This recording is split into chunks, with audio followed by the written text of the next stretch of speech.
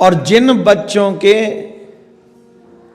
Marks अच्छे नहीं आते या पढ़ाई में बुद्धि नहीं लगती, मन नहीं लगता, ऐसे बच्चों के हाथों से गणेश जी पे दुर्वा चढ़वानी चाहिए, मोदक और दुर्वा का भोग लगवाना चाहिए।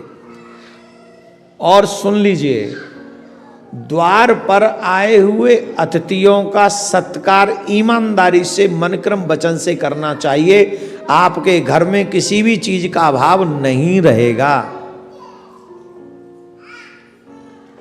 एक बार एक छोटा सा बालक गांव में गया। ये कथा गणेश चतुर्दशी के दिन ही सुन लेनी चाहिए, बहुत सुंदर कथा है। हम कहेंगे इसको बनाकर ये लोग जल्दी डाल देंगे हमारे सोशल मीडिया वाले, तो आप तक ये कथा जरूर पहुंच जाए। एक छोटा सा बालक एक गांव में पहुंचा। उसके हाथ में थोड़े से चावल थे और एक दूध की छोटी सी कोई कटोरी थी, उसमें थोड़ा सा दूध था। अब पूरे गांव में वो बालक घूम रहा था, भ्रमण कर रहा था, कह रहा था कि मेरे लिए कोई खीर बना दो, मेरे लिए कोई खीर बना दो, मेरे लिए कोई खीर बना दो। पर देखो, ये गांव के लोग इतने आलसी थे, उस बालक के लिए कोई खीर नहीं बना रहे थे। कई लोग तो कह देते हम पे समय नहीं, कई लोग कह देते थे तेरे पास में वो सामान ही नहीं, इतने से दूध में, इतने से चावल में क्या खीर बनेगी, जा जा, पता नहीं किसने पागल बना के भेज दिया, जा आगे जा, जा आगे जा। पूरे गांव में ढूंढा। देखो, इसी को कहते हैं हेल्प अदर्स।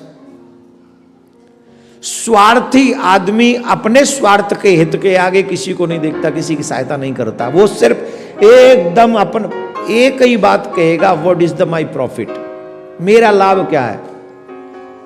हर दृष्टि में अपना लाभ मत देखा करो। जब आप दूसरे का लाभ करते हो तो उसमें भी आप ही का लाभ छिपा है।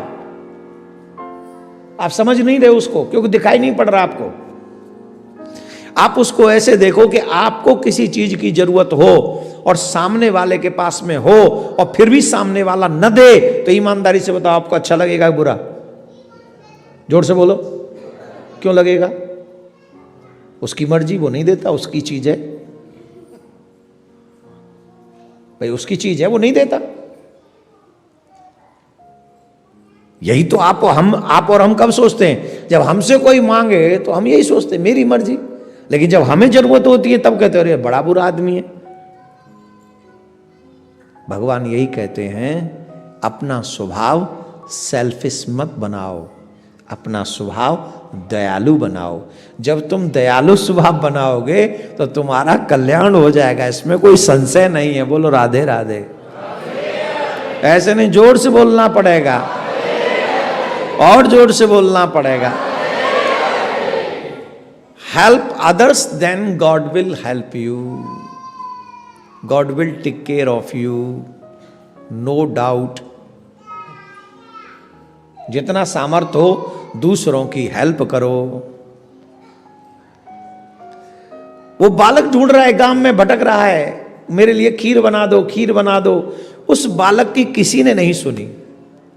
गांव के बाहर एक छोटी सी झोंपड़ी थी। वो झोंपड़ी में एक बुढ़िया माँ रहती थी, और उस बुढ़िया माँ के पास में वो बालक गया। माँ से कहा, माँ मेरे लिए खीर बना सकती हो क्या? पूरे गांव में मेरे लिए खीर किसी ने नहीं बनाई, मेरे पास चावल भी हैं और दूध भी है।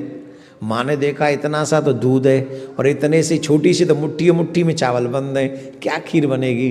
पर माँ ने कहा, भूख लग रही है? बोले हाँ, चिंता मत कर, मैं तेरे लिए खीर बनाती हूँ। तो उस दूध को, उस चावल को यूज किया माँ ने, लेकिन घर में जितने दूध और चावल था वो सब उसमें मिला दिया, लेकिन उसको भी उसमें मिला दिया, और चूल्हे पे खीर बनने लगी। शक्कर लाए नहीं थे, शक्कर अपनी तरफ से मिला दिया, और शक्कर मिलाकर उस खीर को जब धीरे धीरे आंच पर पकाने रख दिया, इतना स्वादिष्ट खीर का स्वाद आने लगा, वो खुशबू आने लगी। उस खुशबू से ही कुटिया में ऐसा आनंद आ गया कि मानो बहुत सुंदर वस्तु पक रही हो। तो उस समय माँ के भी 2 छोटे छोटे बच्चे थे, बुढ़िया माँ के। वो बच्चे भी आए, माँ खीर खिला दो, खीर खिला दो, खीर खिला दो, खीर बन रही है आज तो खीर खिला दो। माँ ने कहा देखो सुनो, जिसकी ये खीर है पहले वो खाएगा, उसके बाद तुम खाना। बोले वो कौन है? बोले एक बालक है, वही दूध और चावल दे के गया है और हमसे कह के गया है कि मैं अभी आता हूं तब तक खीर बनाओ। पहले वो बालक आए, खीर खाए, उसके बाद बचे तो तुम खाना। अब वो बालक ढूंढते फिरे, कहाँ है वो बालक, कहाँ है वो बालक। बोले भाई तुमने खीर बनवाई, तुमने खीर बनवाई? बोले हाँ। बोले चलो माता जी बुला रही है, पहले तुम खाओ फिर हमें मिलेगी। और माँ ने वो खीर लेकर खीर ली और पहले गणेश जी को भोग लगा दिया। और जब गणेश जी को भोग लगा दिया तो गणेश जी मस्त हो गए आनंद में, क्योंकि उनको तो मीठा बहुत पसंद है, मोदक, इसीलिए पेट निकला हुआ है उनका। जो लोग मीठा ज़्यादा खाते हैं उनका पेट ज़्यादा निकल जाता है। इसका मतलब ये नहीं कि मैं भी खाता हूँ, मैं मीठा नहीं खाता, पर निकल गया बैठे बैठे। गणेश जी भी बैठे रहते, हम लोग भी बैठे रहते, तो बैठने से भी पेट निकल जाता है। तो गणेश जी को भोग लगाया और जैसे ही वो बालक आया तो वो बालक कहता है, माँ कहती बेटा खीर खा लो। बोले माता जी मैं तो जिग गया। तुम कहां से जिग गए? ये कहां से जिग गए तुम लोग? कनाडा से जिग गए? बोले हाँ हम कनाडा से जिग गए। बोलो राधे राधे। ये देखो हमारे दोनों शेर कनाडा से आ गए हैं। तुम लोगों पे यहां से नहीं आया जाता, ये कनाडा से आ गए। देखो कितनी बड़ी बात है। राधे राधे बोलना पड़ेगा। दिल में लगी लगन हो तो कुछ भी दूरियां नहीं है। अगर दिल में लगन हो ठाकुर जी से मिलने की, चलो ये कथा पूरी सुना देते, बाद में दिल की बात करें। तो माँ से कहा कि मैंने तो भोग लगा, मुझे तो मिल गया, मेरा पेट भर गया, अब माँ ये पूरे गांव वालों को खिला दो खीर।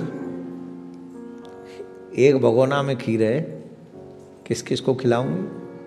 बोले माता जी पूरा गांव जी मिलेगा इस खीर में, पर ये खीर समाप्त नहीं होगी, ये साधारण खीर नहीं है। इतना कह के वो बालक अदृश्य हो गया।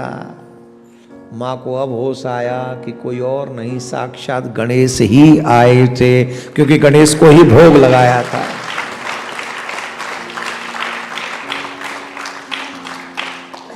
बच्चों ने पेट भर के खीर खाया, पूरे गांव वालों को खीर खिलाई, जहां जहां जो लोग थे सबको खीर खिलाई। बुढ़िया माँ ने कहा रे गांव वालों तुम्हारे भाग्य फूट गए, तुम्हारे यहां स्वयं गणेश आए थे और तुम उनके लिए खीर नहीं बना सके, तुम दुर्भाग्यशाली हो, तुमने उनके लिए खीर नहीं बनाई, पर देखो वो तुम्हारे लिए खीर दे के गए।